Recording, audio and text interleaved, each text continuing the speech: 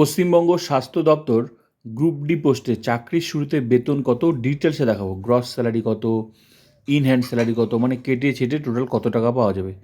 তো দেখে নেওয়া যাক চাকরির শুরুতে বেতন কত, মানে জয়নিং স্যালারি। বেসিক পে, শুরুতেই বেসিক পে পাওয়া যাবে 17,000 টাকা। এখন ডিএ 18% আছে, তো বেসিকের ডিএ, বেসিক 17,000 এর 18% ডিএ করলে টাকাটা হচ্ছে 3,060 টাকা।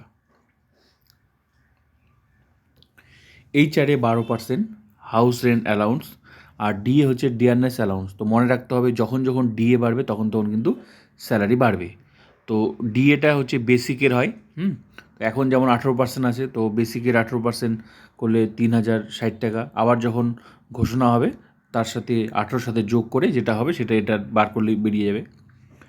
এইচআরে হাউস রেন্ট অ্যালাউন্স 12%, এটাও হচ্ছে বেসিকের 12%, টাকাটা হচ্ছে 2,040 টাকা। আর পাওয়া যাবে মেডিকেল অ্যালাউন্স 500 টাকা। তো এগুলোই পাওয়া যাবে। তো সব কিছু মিলে যোগ করে যে স্যালারিটা হচ্ছে, যেটাকে বলা গ্রস স্যালারি, 22,600 টাকা। তো এই টাকাটা, পুরো টাকাটা পাওয়া যাবে না, এখান থেকে কিছুটা টাকা কেটে নেবে। তো পিট্যাক্স, যেটা সার্ভিস চার্জ, মাত্র 130 টাকা কাটবে, ডিডাকশন হবে এই গ্রস স্যালারি থেকে।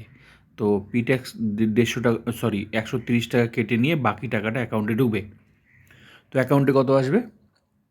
22,470 টাকা। এটা হচ্ছে ইন হ্যান্ড স্যালারি, মানে কেটে ছেটে এই টাকাটা পাওয়া যাবে।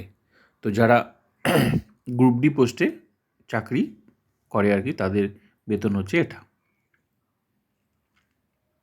শুরুতেই। তো ভিডিওটা ভালো লাগলে like, comment, subscribe and share.